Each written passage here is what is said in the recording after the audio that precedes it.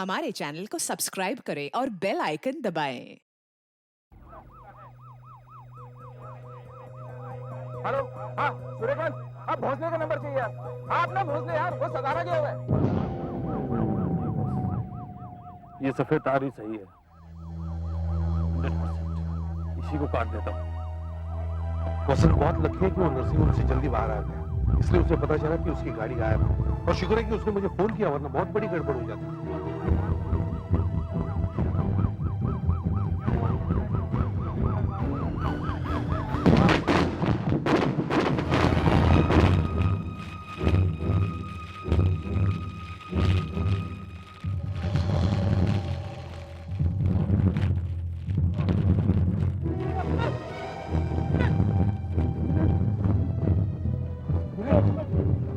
विनीत, विनीत, विनीत को जल्दी हॉस्पिटल ले जाना पड़ेगा। विनीत, विनीत,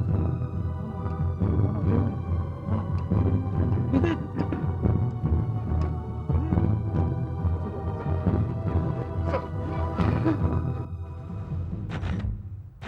क्या ये सच है कि ब्लास्ट से एक बॉम्ब स्क्वाड का ऑफिसर मारा गया है? क्या ये आतंकवादियों उनके पे काम कर रहे वकीलों को मारने की साजिश है? क्या इस बात की जिम्मेदारी किसी आतंकवादी ग्रुप ने ली है? नहीं, मुझे कुछ मालूम नहीं। इसका क्या असर पड़ेगा? देखिए आपके सभी सवालों के जवाब मैं प्रेस कॉन्फ्रेंस में दूंगा, लेकिन ये हॉस्पिटल है, प्लीज आप शोर मत मचाइए। जरा इन्हें बाहर लीजिए, प्लीज जाइए, प्लीज।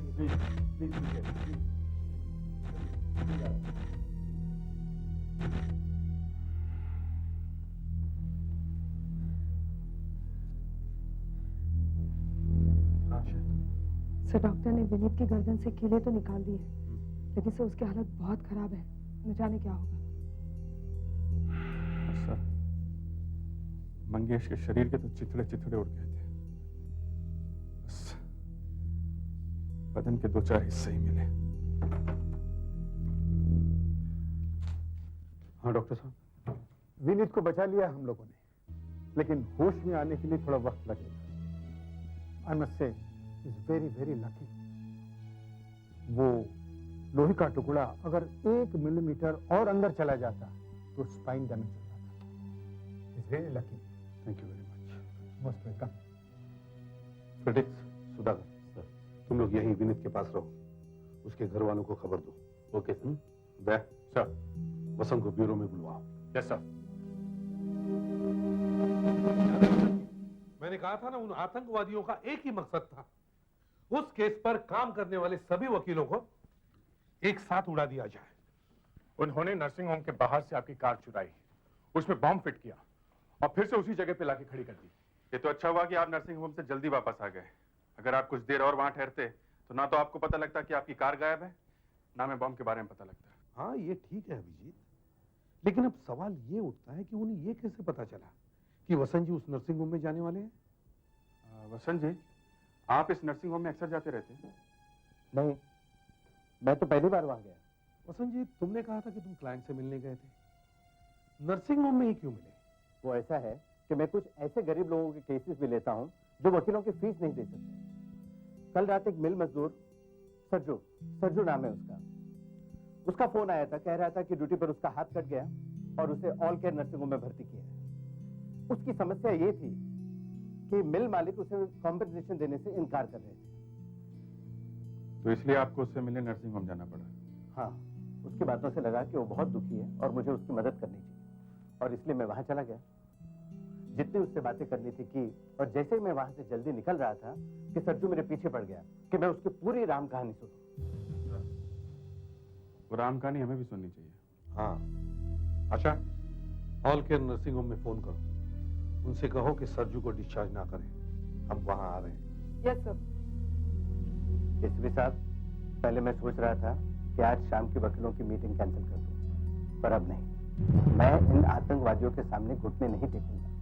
मैं वहां जाऊंगा और वो मीटिंग होकर रहेगी, चाहे कितने भी बम फट जाए। सरजू को तो दोपहर में ही डिस्चार्ज कर दिया गया है। किस वक्त? यही कोई 12 बजे, गोखले साहब के जाने के थोड़ी देर बाद। बड़ी अजीब बात है, एक मजदूर जिसका फैक्ट्री में हाथ कट जाता है वो नर्सिंग होम में भर्ती होता है, वसंत गोखले जैसा नामी वकील उसे मिलने आता है और फिर उनके जाने के बाद उसे डिस्चार्ज कर दिया जाता है। क्यों? सरजू का हाथ तो बरसों पहले कटा होगा, जख्म नया नहीं था। आपने उसे किस लिए भर्ती किया था?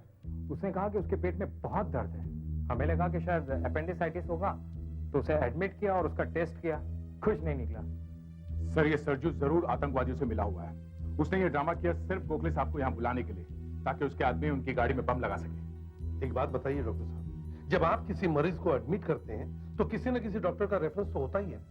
सरजू को किस डॉक्टर ने भेजा था? किसी डॉक्टर ने नहीं, हमारे यहाँ एक वार्ड बॉय काम करता है मंदार। उसने कहा कि सरजू को तकलीफ है और वो उसका रिश्तेदार है, इसीलिए एडमिट किया। वार्ड बॉय के कहने पर एडमिट कर लिया।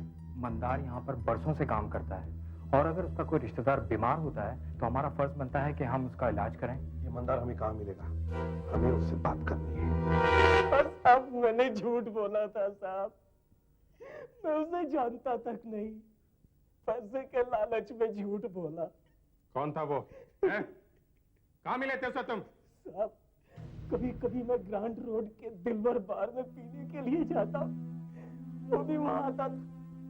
बस थोड़ी सी पहचान हो गई। 2 दिन पहले उसने मुझे दारू पिलाई। क्या काम था उसे?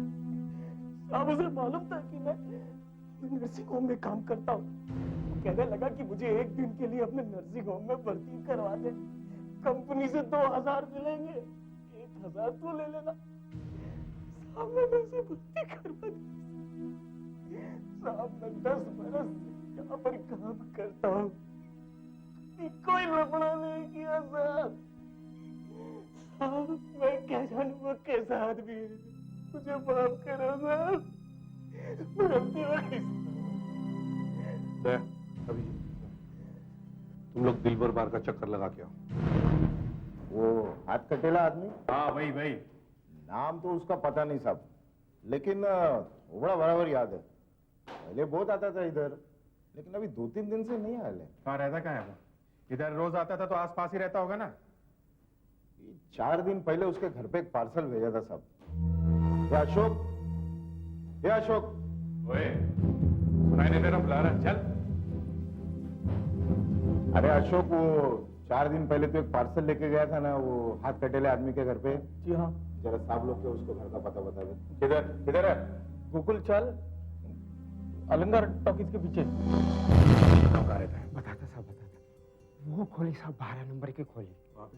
हाँ साहब। सरजू? हाँ सरजू। एक हाथ वाला? हाँ, एक हाथ वाला साहब। ठीक है, जाओ। वो नया है साहब, कुछ बताना नहीं मेरे लिए।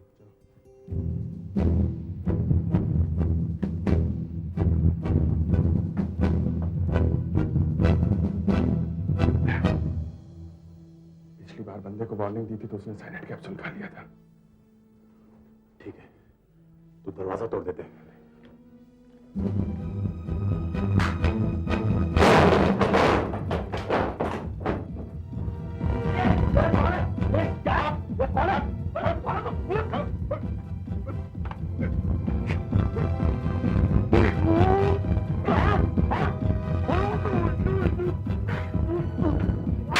बोलो सरजू, तुम्हारे और कौन कौन साथी है? वरना इस साथ की भी गारंटी नहीं। बताओ। जो मर्जी में आता है वो कर लो साहब, हाथ काटो, पैर काटो, लेकिन मैं कुछ नहीं बोलूंगा, कुछ नहीं बोलूंगा मैं। मुझे दर्द फर्क कुछ नहीं होता साहब, कुछ नहीं होता। जानते हैं ये मेरा हाथ कैसे गया था? बम बना रहा था मैं, फट गया। मेरे दोस्त को 4 घंटे लगे थे डॉक्टर लाने के लिए। वो दर्द जो मैंने 4 घंटे का झेला है, उससे ज्यादा आप मुझे दर्द क्या दोगे? नहीं बोलूंगा, कुछ नहीं बोलूंगा। देखता रहे, अभी तक तो हमसे बात कर रहे हैं, वरना नहीं दया, फिलहाल इसे ले जाओ, बाद में देखते हैं। हट, खड़े।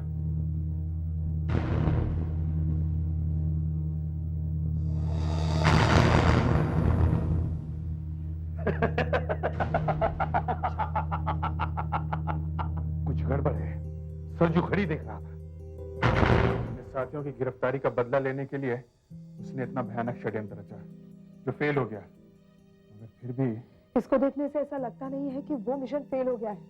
हो सकता है अब भी कुछ बाकी है। मतलब उन्होंने सिर्फ वसंत जी की गाड़ी में ही बम नहीं लगाया होगा, दूसरी और गाड़ियों में भी रखा होगा। Let's go.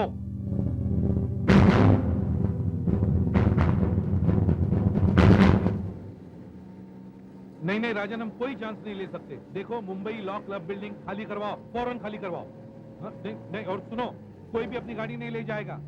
हाँ, फायर अलार्म करो, कुछ भी करो, लेकिन फौरन बिल्डिंग खाली करवाओ। सर्जन जल्दी वहां पहुंचो, मुझे बम स्क्वाड वहां फौरन चाहिए। देखो, पहला बम 8 बजे के लिए सेट किया गया था। अगर कहीं दूसरा बम है तो वो भी 8 बजे के लिए ही सेट किया गया होगा। बम स्क्वाड को वहां 8 बजे तक पहुंच जाना चाहिए। अच्छा, जल्दी से जल्दी पहुंचो। सर, डॉग स्क्वाड तो वहां पहुंच रहा है, लेकिन बम स्क्वाड शायद ही 8 बजे तक पहुंच पाए। नहीं, दैट्स वेरी बैड। मैंने फ्रेडी को सुधाकर से बात की, वो सरजू अभी भी मुंह नहीं खोल रहा।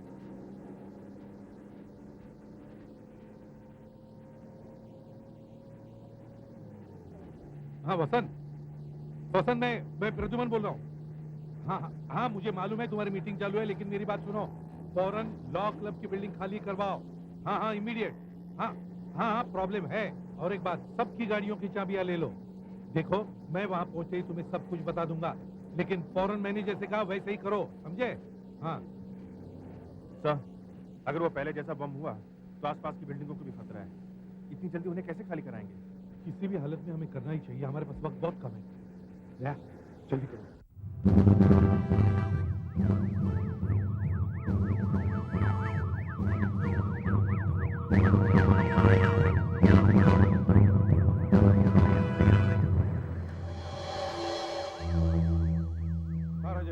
करीब सभी लोग बाहर आ चुके हैं। अच्छा, क्यों एसीपी साहब, एक और बॉम्ब मिल गया क्या? कुछ कह नहीं सकते, लेकिन हो सकता है। अच्छा, सब गाड़ियों की चाबियां हैं तुम्हारे पास? पार्किंग लॉट का?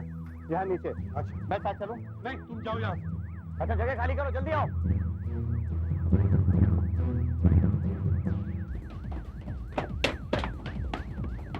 सभी गाड़ियों की चाबियां हैं? हाँ सर। पता नहीं किस कार में होगा। पता नहीं अब गाड़ी में है भी या नहीं। काश कोई जादू हो जाता और पता चल जाता कि बम कहाँ देखो है। देखो।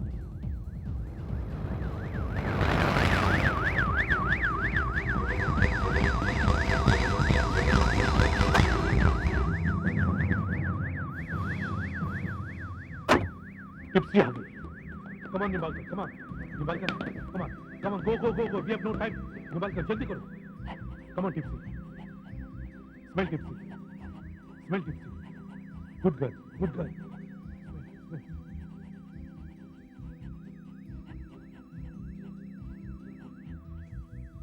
हेलो सुधाकर, हाँ हेलो सुधाकर, बॉम्ब स्क्वाड अभी तक नहीं पहुंचा। वो लोग क्यों नहीं पहुंचे अभी तक? तुम्हारी किसी से बात हो गई क्या? बात हो गई? हाँ? क्यों? देखो, हमारे पास वक्त बहुत कम है। जाकर किसी भी हालत में वो लोग यहाँ जल्दी से जल्दी पहुंचना चाहिए।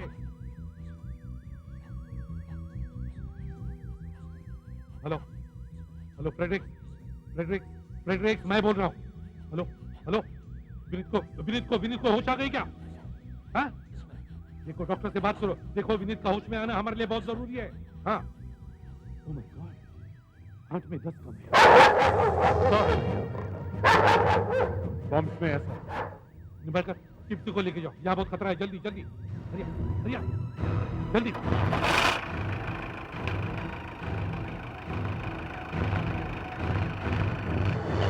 जाओ जल्दी जाओ, यहाँ कुछ भी हो सकता है। खोलो जल्दी खोलो, चाबी कहाँ है? खोलो जल्दी।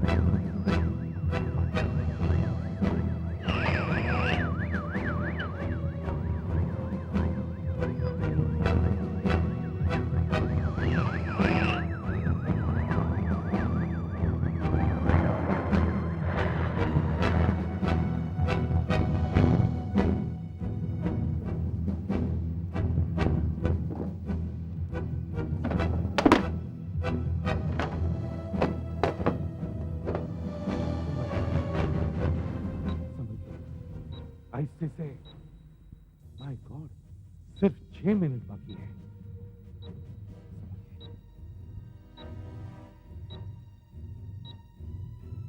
सर, गाड़ी को किसी खुली जगह ले चलते हैं सर। हाँ, लेकिन यहाँ खुला मैदान है भी कहाँ?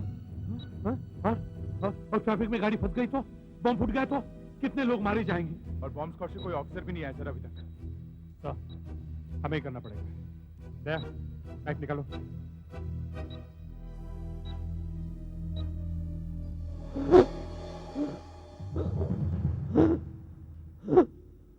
डॉक्टर साहब प्लीज कुछ भी कीजिए। विनीत का होश में आना बहुत जरूरी है। हमें उससे बात करनी है sir. Hello, yes sir. Abhijeet, वो मेटल कवर खोल के देखो।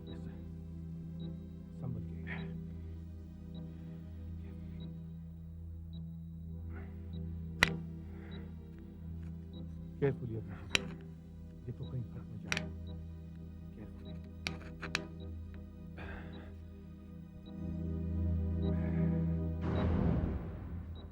वैसा ही बम ऐसा है, कीलें भरी हुई हैं। वही प्लास्टिक, हमें कुछ करना पड़ेगा। बॉम्ब स्क्वाड के ऑफिसर अभी तक क्यों नहीं आया? हमें कुछ करना पड़ेगा।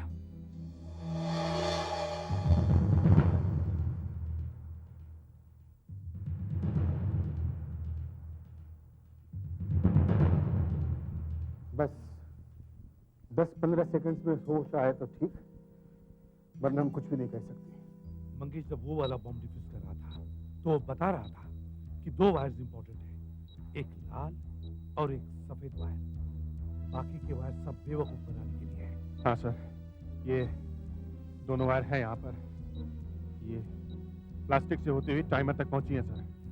यहीं पे मंगेश कंफ्यूज हुआ था, यहीं पे मंगेश कंफ्यूज हुआ था। वो कह रहा था कि एक ही वायर होनी चाहिए जिससे काटने से बॉम्ब डिफ्यूज होता है, और वो दूसरी वायर वो बूबी ट्रैप है, और मंगेश ने गलत वायर काटी थी। कौन सी वायर मालूम? लाल या सफेद? फेडेक्स, विनीत को होश आया क्या नहीं? सर, इंजेक्शन दिए 1 मिनट हो चुका है, पर अभी तक होश नहीं आया। पता नहीं, शायद दूसरा इंजेक्शन दे नहीं सकते। मैं डॉक्टर साहब से बात करता हूँ। डॉक्टर साहब, प्लीज दूसरा इंजेक्शन दे सकते हो तो दे दीजिए प्लीज। एसीपी साहब कह रहे हैं कि बहुत से लोगों की जिंदगी खतरे में है। हम लोग आसपास के बिल्डिंगों में से लोगों को निकाल नहीं सके सर। मैं दूसरा इंजेक्शन दे तो सकते हैं, फिर भी होश में नहीं आया तो बेचारा मर जाएगा, एंड इट्स वेरी रिस्की। तो फिर रिस्क ले लीजिए डॉक्टर साहब, होने दीजिए जो कुछ होता है। देखते हैं ये तार कहाँ जाती है। ये टाइमर तक तो जा रही है, लेकिन टाइमर तक तो ये तार भी जाती है। इसको छू के देखता हूं।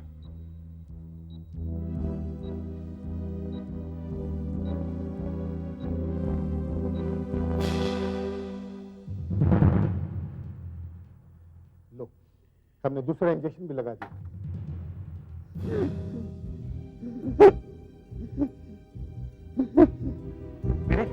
विनीत, मैं इंस्पेक्टर सुधाकर। विनीत, बॉम्ब फटने में सिर्फ 1 मिनट बाकी है। विनीत, ये बिल्कुल वैसा ही बॉम्ब है। तुम्हें याद है मंगेश ने कौन सा वायर काटा था, लाल या सफेद? अब मैं समझ गया, ये सफेद तार ही होनी चाहिए। ये देखो, ये सभी पॉइंट से होती हुई टाइमर तक गई है। ये देखो, ये यहाँ से यहाँ तक। ये लाल तार काटने से तो बम फट जाएगा। ये सफेद तार ही होनी चाहिए। ये सभी पॉइंट से ये टाइमर तक आई है ना? इसे काट देता हूं मैं। श्योर है? Are you sure? ये सफेद वायर काटने से बॉम्ब डिफ्यूज हो जाएगा? मुझे तो ऐसा ही लगता है। 25 सेकंड बचे हैं। वैसे भी तार नहीं काटा तो बॉम्ब फटने ही वाला है। हमारे पास 50% चांसेस है। तुम सफेद वायर काटो अभिजीत। Okay sir. हाँ, मैं काटता हूं। हाँ काटो। सफेद वायर। हाँ काटो। सर, आप लोग जाओ यहाँ से। सर, आप लोग जाओ यहाँ से, कुछ भी हो सकता है। नहीं अभिजीत, नहीं। मरेंगे तो साथ नहीं मरेंगे। We will die properly. Sir please, sir please जाइए सर। वायर काटो अभिजीत। लाल या सफेद? विनीत,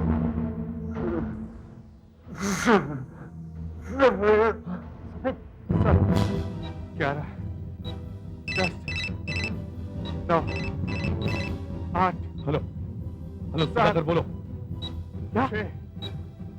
अभिजीत, लाल वायर काटो अभिजीत, लाल वायर काटो, सफेद नहीं, लाल काटो।